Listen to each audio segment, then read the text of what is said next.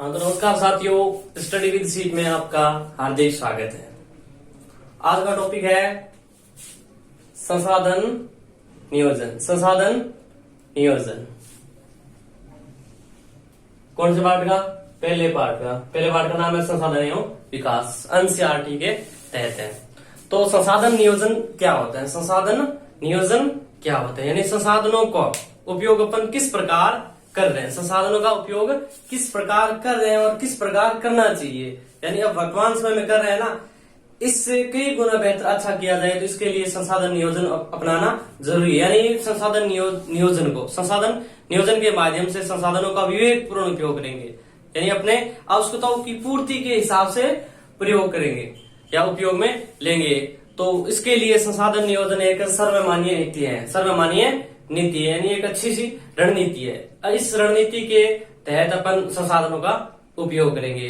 अब देखो, भारत के अंदर बहुत से संसाधन पाए जाते हैं और भारत में से देखे क्षेत्रफल की दृष्टि से बहुत बड़ा देश है। 32,87,000 वर्ग किमी है समथिंग। तो इसमें विविध प्रकार के संसाधन पाए जाते हैं। तो वे संसाधन समांतर तो है नहीं कि जैसे मतलब एक स्थान पर सभी संसाधन मिल सकते हैं, लेकिन विविध स्थानों पर विविध संसाधन मिल सकते हैं। जैसे मिलते हैं तो देखो, कई स्थानों पर देखो जैसे कोयला मिल गया तो वहां पर लोहा एसिड की कमी होगी, कहीं पर जल संसाधन है, कई की जगह प्राकृतिक गैस है। तो इस प्रकार एक स्थान पर सभी प्रकार के संसाधन नहीं मिलते हैं। तो देखो, संसाधन नियोजन प्रक्रिया देखो, संसाधन नियोजन प्रक्रिया क्या है? संसाधनों के विवेकपूर्ण उपयोग के लिए, किसके लिए? विवेकपूर्ण उपयोग के लिए नियोजन क्या है? एक सर्वमान्य क्या है? रणनीति। क्या है? सर्वमान्य रणनीति है। यानी सबसे अच्छी रणनीति अपनाकर अपन क्या कर सकते हैं? संसाधनों का क्या कर सकते हैं? नियोजन करते हैं, यानी संसाधनों का भली भांति रूप से उपयोग कर सकते हैं। सबसे पहले संसाधनों की पहचान करना। सबसे पहले संसाधन नियोजन में सबसे बड़ी बात ये होती है कि संसाधनों की क्या करना? पहचान करना। यानी ये किस प्रकार का संसाधन है, कौन सा संसाधन है करके एक सूची तैयार करना। क्या करना? सूची तैयार करनी। यानी संसाधन पहचान लिया कि ये संसाधन है। अब देखो, मतलब कोई संसाधन ले लिया, कोयला संसाधन मिला तो इसकी मात्रा कितनी है, गुणवत्ता क्या है और कितने समय तक चलेगा और किस किस क्षेत्र में। तो इसके लिए मानचित्र बनाना ये भी अनिवार्य है। किसी भी संसाधन के लिए अगर अपन को नियोजन आवश्यक है तो ये भी आवश्यक ही मानचित्र बनाए। यानी अगर मान लिया कोई संसाधन ले, जैसे कोयला संसाधन ले लिया, इसका क्या करेंगे अपन? मानचित्र लेंगे। क्या करेंगे? मानचित्र बने। यानी यह किस किस क्षेत्र में कोयला मिलता है। जैसे मान लिया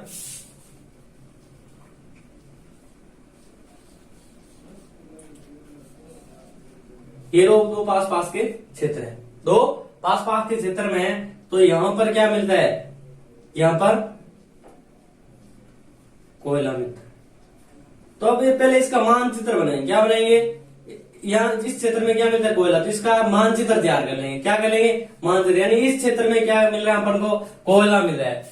और दूसरी बात है संसाधनों का गुणात्मक एवं मात्रात्मक अनुमान लगाना। यानी अगर वो संसाधन मिल गया तो उसका क्या करना? संसाधनों की गुणात्मक और मात्रा अनुमान लगा लेना कि इसमें इतने पावर या इतने प्रकार का ये कोयला है और इसकी गुणवत्ता है और मात्रा।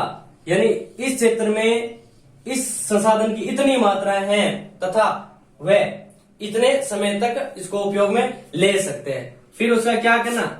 अनुमान लगाना व मापन करना। किसी भी संसाधन का अनुमान लगाना या मापन करना किस में आता है? संसाधन नियोजन में आता है। किस में आता है? संसाधन नियोजन में आता है। ये मतलब संसाधन नियोजन की सबसे दो बड़ी बातें हैं। सबसे पहले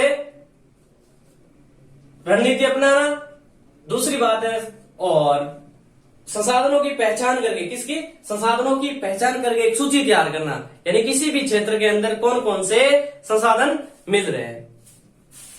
फिर तीसरी बड़ी बात है संसाधन विकास योजनाएं लागू करना। संसाधन विकास योजनाएं लागू करना यानी संसाधन नियोजन अगर अपन माध्यम अपना रहे हैं तो इसमें संसाधन के लिए एक योजनाएं लागू करना। यानी संसाधन को किस योजना के माध्यम से, किस योजना के माध्यम से अपन संसाधन को प्रकृति से बाहर निकालेंगे और इसकी आवश्यकताओं की पूर्ति के लिए मानव तक पहुंचाएंगे। तो संसाधन विकास की योजनाएं लागू करना तथा अब योजनाएं लागू करेंगे तो इसके लिए अपन के पास प्रौद्योगिकी होनी जरूरी है, तकनीक यानी टेक्नोलॉजी होनी जरूरी है। तो अब टेक्नोलॉजी को क्या करना, तैयार करना, टेक्नोलॉजी को तैयार करना। सबसे बड़ी बात है टेक्नोलॉजी। जिस देश या प्रांत के पास टेक्नोलॉजी होगी वो प्रांत संसाधन नियोजन के माध्यम से संसाधन का अधिक से अधिक प्रयोग कर सकेगा और भावी पीढ़ियों के लिए उस संसाधन को बचाकर रख सकता है ताकि उनकी आवश्यकताओं की पूर्ति हो सके। फिर आगे बात है संसाधन विकास योजना और राष्ट्रीय विकास योजना में क्या बिठाना, तालमेल बिठाना। इसमें संसाधन विकास योजना, अब देखो संसाधन का अगर विकास करेंगे तो इसके लिए योजना बनाएंगे। इसी योजना के माध्यम से अपन प्रकृति से संसाधन का क्या करेंगे, निकालेंगे। अब निकाल कर राष्ट्रीय विकास में योजना, राष्ट्रीय विकास योजना यानी इन दोनों का क्या होना चाहिए, समन्वय होना चाहिए। यानी अगर अपन संसाधन निकाल भी लिया तो अपन राष्ट्र का क्या हो जाएगा, विकास तो हो जाएगा। लेकिन इस बात का ध्यान रखना कि आने वाली भावी पीढ़ियों के लिए अपन संसाधन को बचाकर रखते हैं या नहीं रखते हैं, इसी बात को भी ध्यान में रखना जरूरी होता है। तो संसाधन विकास योजना व राष्ट्रीय विकास योजना में क्या बिठाना, तालमेल बिठाना। फिर एक बात और सामने आती है कि औपनिवेशिक इतिहास से या औपनिवेशिक इतिहास हमें बताता है कि उपनिवेशों में उपनिवेश यानी गुलाम, उपनिवेश यानी गुलाम यानी उपनिवेशों में संसाधन संपन्न प्रदेश विदेशी, संसाधन संपन्न प्रदेश विदेशी आक्रमणकारियों, किसके लिए, विदेशी आक्रमणकारियों के लिए क्या रहा, मुख्य आकर्षण रहा। यानी कोई भी प्रांत है उस पर किसी के द्वारा आक्रमण करके या हमला करके उस प्रांत को हड़प लेना या छीन लेना या उस पर कब्जा कर लेना। तो कब्जा करेगा तो क्यों करेगा, ये छोटी सी बात है कि क्यों करेगा, क्योंकि वहां संसाधन संपन्न होगा, वह क्षेत्र संसाधन संपन्न होगा। तो संसाधन संपन्न होगा क्षेत्र, तो उस क्षेत्र को संसाधन का क्या करेगा, उपयोग करने के लिए करेगा। उपयोग करने के लिए क्या बनेगा, पर वो गुलाम, क्या बनेगा, किसी भी क्षेत्र को गुलाम बनाएगा। तो ये इसका क्या रहा था, विदेशी आक्रमणकारियों का मुख्य आकर्षण रहा था। और मुख्य आकर्षण कौन सा रहा था, प्रदेश संसाधन संपन्न प्रदेश। संसाधन यानी जिस क्षेत्र में संसाधन प्रचुर मात्रा में मिलते हैं उस क्षेत्र को विदेशी आक्रमण क्या करते थे, उस विदेशी आक्रमण उस प्रांत को गुलाम बनाते थे। उपनिवेशकारी देशों ने बेहतर प्रौद्योगिकी के सहारे उपनिवेशों के संसाधनों का क्या किया, शोषण किया। यानी कि जो देश किसी देश पर क्या कर रहा है, हक जमा रहा है या किसी देश को गुलाम बना रहा है, तो गुलाम किसके माध्यम से बनाएगा, क्योंकि किसी देश के पास अगर तकनीकी नहीं है तो प्रौद्योगिकी वाला देश यानी उच्च तकनीक वाला देश किसी भी देश के ऊपर अपना हक जमा सकता है और उसको क्या कर सकता है, गुलाम बना सकता है। और गुलाम बना के क्या करेगा, वो संसाधनों का शोषण करेगा। किसका, संसाधनों का शोषण करेगा। अब उपनिवेशकारी के पास क्या है, बेहतर प्रौद्योगिकी है। क्या है, बेहतर प्रौद्योगिकी है। तो बेहतर प्रौद्योगिकी होने के कारण वो क्या कर लेगा, किसी भी देश को गुलाम बनाकर उसके संसाधनों का शोषण कर सकता है। फिर है किसी भी प्रदेश का विकास, ध्यान रखना इस बात, किसी भी प्रदेश का विकास कैसे हो सकता है, किसी भी प्रदेश का विकास तभी संभव है, किसी भी प्रदेश का विकास तभी संभव या किसी भी देश का विकास तभी संभव है उस देश में प्रौद्योगिकी का क्या होना चाहिए, उच्च स्तर होना चाहिए। यानी प्रौद्योगिकी के माध्यम से किसी भी देश का क्या कर सकते हैं, संसाधनों के माध्यम से संसाधन के क्षेत्र में या विकास कर सकते हैं। फिर है आगे वाला टॉपिक संसाधनों का संरक्षण। अपन बात कर ली संसाधन नियोजन क्या होता है, फिर है संसाधनों का संरक्षण। अपन संसाधनों का संरक्षण यानी बचाव रख रखाव किस प्रकार कर सकते हैं। संसाधन सभी विकास में सहायक है, सभी विकास में सहायक है, क्योंकि संसाधन के बिना मानव की सभी आवश्यकताओं की पूर्ति नहीं हो सकेगी। तो ये क्या है, विकास में क्या है, संसाधन सहायक है, महत्वपूर्ण स्थान है इसका। परंतु संसाधनों का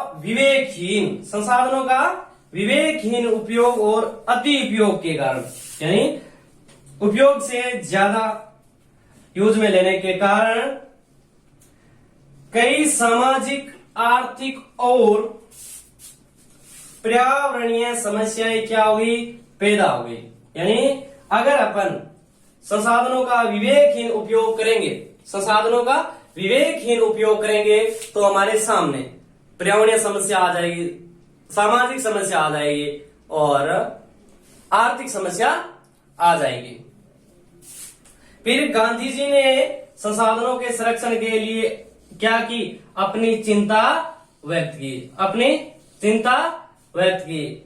और क्या चिंता व्यक्त की, गांधी जी ने कहा था कि हमारे पास वैसे तो बहुत कुछ है, लेकिन लालच के लिए संतुष्टि नहीं है। यानी अपन अपनी आवश्यकता की पूर्ति के लिए तो संसाधन बहुत है, लेकिन किसी की लालच की संतुष्टि के लिए हमारे पास नहीं है।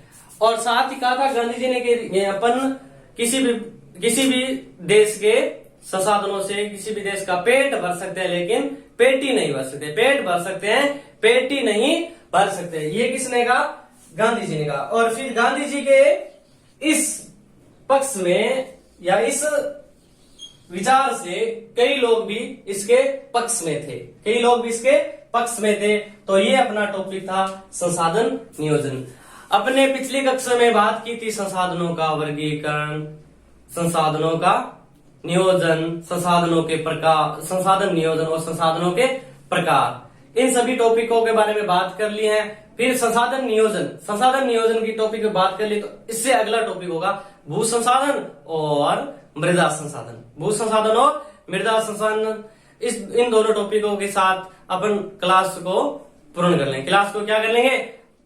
पाठ को पूर्ण कर लेंगे। तो ये हो गया अपना संसाधन नियोजन। आज के लिए इतना ही, मिलते हैं नेक्स्ट क्लास में। तब तक के लिए सभी साथियों को धन्यवाद।